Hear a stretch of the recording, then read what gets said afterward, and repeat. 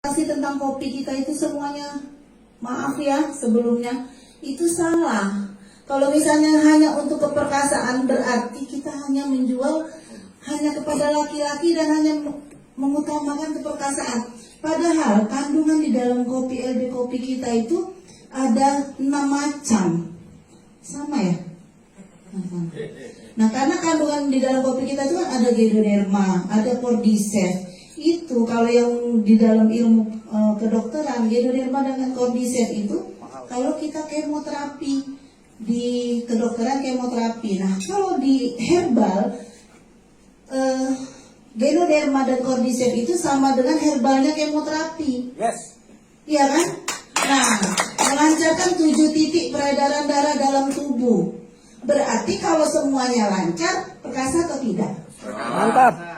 Perkasa. Nah, untuk laki-laki, tapi untuk perempuan, 7 titik darah itu, 7 titik peredaran darah itu termasuk di kanker serviks, di vagina, di rahim.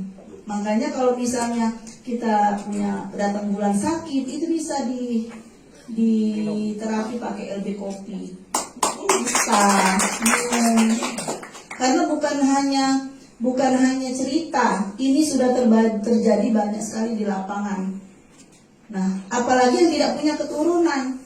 Cordyceps dengan Ganoderma itu kalau disatukan bisa membuat sperma itu banyak pertumbuhan, bisa kuat. Jadi nyampe ke hidung telur, bukan ngomong kancing. Bukan ngomong genit maksudnya. Karena kalau sperma yang kenapa tidak punya keturunan, karena spermanya itu tidak kuat dan tidak sampai ke hidung telur. Nah, itu bisa sampai ke situ kan. Makanya kalau saya lebih ke di Palembang atau di daerah-daerah melancarkan 7 titik peredaran darah tubuh. Kalau laki-laki hanya 2, prostat dan impoten. Sama di pembuluh darah otak. Karena kalau laki-laki tidak terlalu sering keluar, maka dia akan jadi on. Itu menurutnya, ya kan? Tapi kalau perempuan banyak sekali, Bu. Getah bening, payudara, itu karena di dalamnya itu kan kita pakai robusta hanya aroma.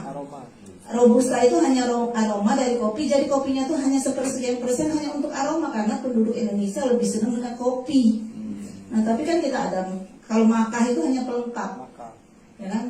Ada ginseng itu ginseng merah.